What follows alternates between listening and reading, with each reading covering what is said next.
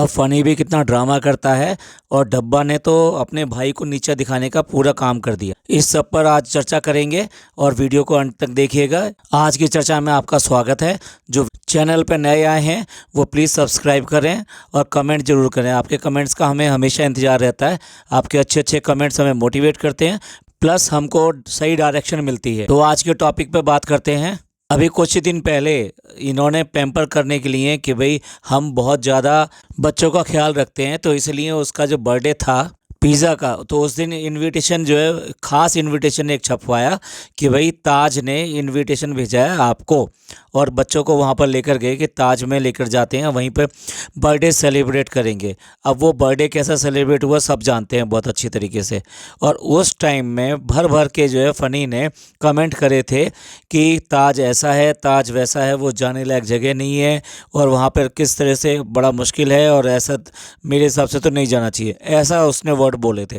और आज जब वो ताज पे गए हैं तो तब बोल रहे हैं कि ताज का एक्सपीरियंस जो है बिल्कुल डिफरेंट था और बहुत ही अच्छा है।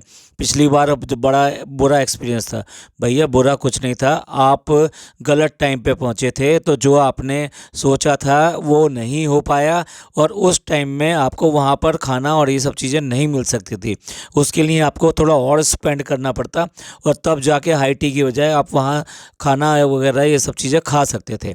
और दूसरी बात, पिछली बार आपने कहा कि यहाँ पर केक नहीं मिलता है, इस बार तो बड़ा केक मिल गया। भैया इस बार कैसे आ गया वहाँ केक?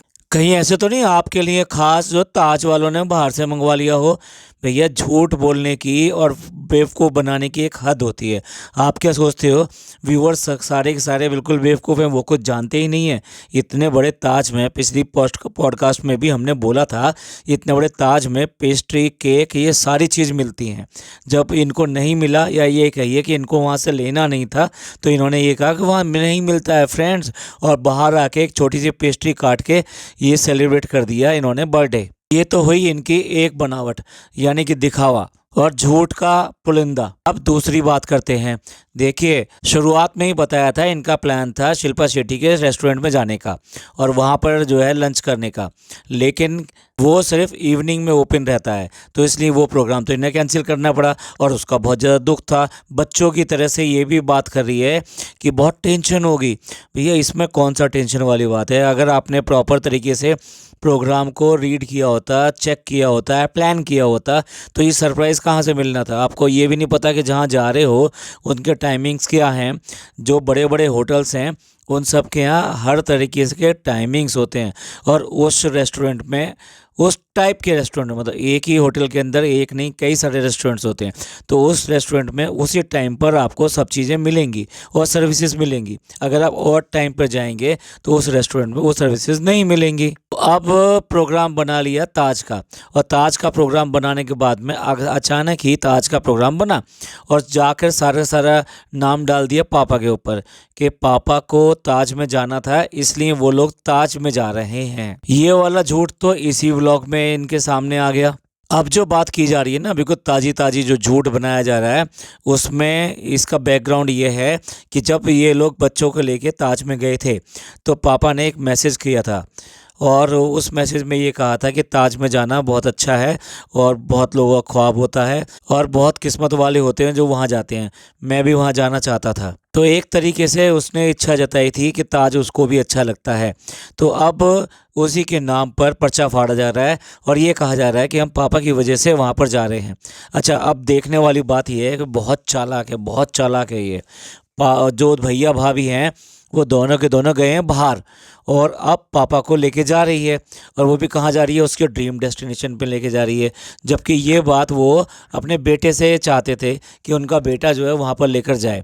अब वो तो लेकर गया नहीं आज तक, और ये देखा जाए तो वो कहीं पे भी नहीं लेके जाता है। मतलब ये अच्छा बेटा, प्यारा बेटा, ये सब बना रहता है, लेकिन अगर जाना होता है तो फैमिली टूर अगर होता है उनका तो डेला तक हो गया।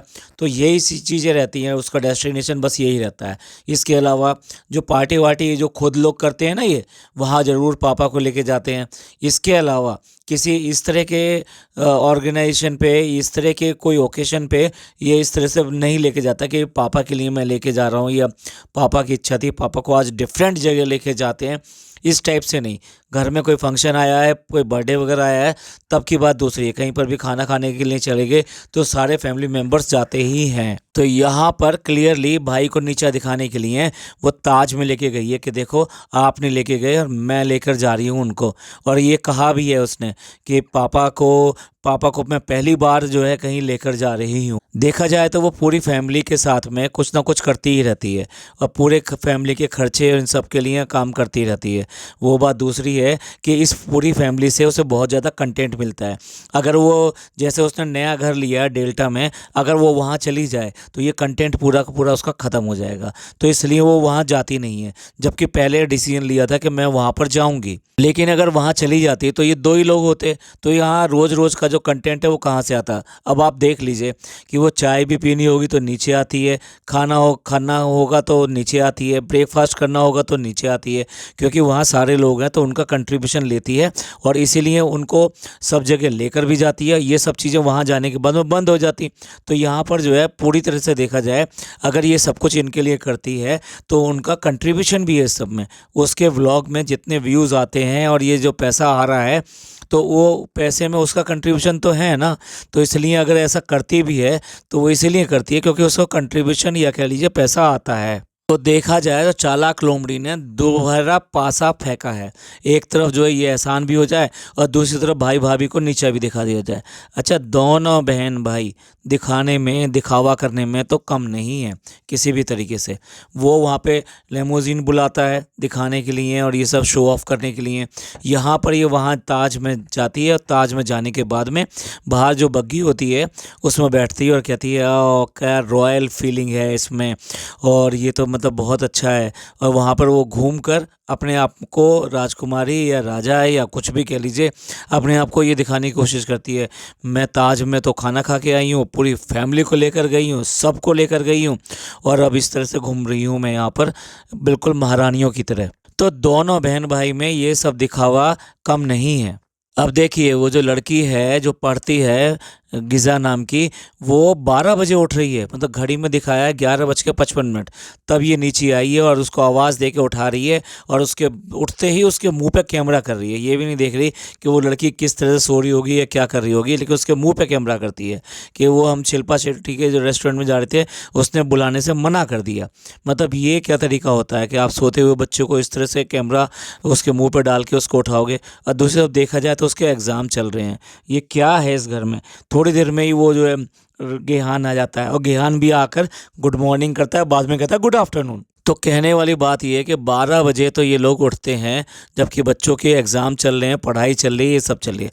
वो बात दूसरी के 4 दिन की यहाँ पे छुट्टियाँ हैं, लेकिन इसका मतलब ये तो नहीं होता ना कि आप लोग पढ़ाई वाले बच्चे और इस तरीके से करो। रातों को घूमने जाएंगे और फिर दिन में आके इतनी देर सोएंगे, पता नहीं पढ़ाई किस टाइम करते हैं। वहाँ पर ही वो लड़की पढ़ती रहती है, वहीं पर ही सारे लोग बात करते रहते हैं, व्लॉग बनाती रहती है। पता नहीं कैसे कंसंट्रेट करती होगी या क्या पढ़ती होगी वो। और लोग उसको बुरा कहें, जानबूझ के वो उसके कैमरे को उसमें दिखा रही है कि ये लड़की देखो 12 बजे के बाद में उठ रही है। कहती है कि पापा को ऐसी जगह लेके जाना था जहाँ की प्रॉपर तरीके से लंच कर सकें, यानी कि प्रॉपर जो खाना होता है, मील होता है, वो फुल मील ये एंजॉय कर सकें। भाई ये तो आपका ही डिसीजन था कि हाई टी पे जाना है, मतलब आपका खर्चा कम लगे, तो इसलिए एक इकोनॉमिकल आपने प्लान चूज़ किया था कि हाई टी पे चले जाते हैं और ऐसा आ जाते हैं। उसके अलावा वहाँ पे आपने एक भी चीज़ का ऑर्डर देने से पहले अरे 900 रुपये की ये चीज़, 1000 रुपये की ये चीज़, 1500 रुपये की ये चीज़, ये सब करना शुरू कर दिया। आपने तब भी अगर सोचा होता तो ताज में तब भी आपको बहुत कुछ मिल सकता था। तो ये जो बात है ना कि प्रॉपर लंच करना, ये करना, ये तो आपका डिसीजन है। अब क्योंकि सबको लेकर चल दी है तो महारानियों की तरह 2-2 गाड़ियां लेकर चल रही है। भाई की भी गाड़ी ले ली, यानी भाई के घर पे पूरा कब्जा है और पूरी मालकिन है। और जब ये चले जाते हैं ना, जब ये सब चीज़ें बहुत करती है वो, तो उसकी उनकी गाड़ी भी ले ली और अपनी गाड़ी भी ले ली और दोनों गाड़ियों में बैठकर जा रहे हैं। अब निब्बा निब्बी की जो है प्रेम कहानी या इश्क जो है शुरू हो जाता है, जबकि बच्चे भी वहाँ पर बैठे हुए हैं और माएँ भी बैठी हुई हैं, खाला भी बैठी हुई हैं, सब कुछ बैठे हुए हैं। और बात क्या कर रहे हैं कि मैं इसलिए आगे बैठी हूँ क्योंकि तुम ड्राइव कर रहे हो। और वो जवाब में तपाक से कहता है और मैं इसलिए ड्राइव कर रहा हूँ क्योंकि तुम आगे बैठी हो। भाई तू नहीं ड्राइव करेगा तो कौन ड्राइव करेगा?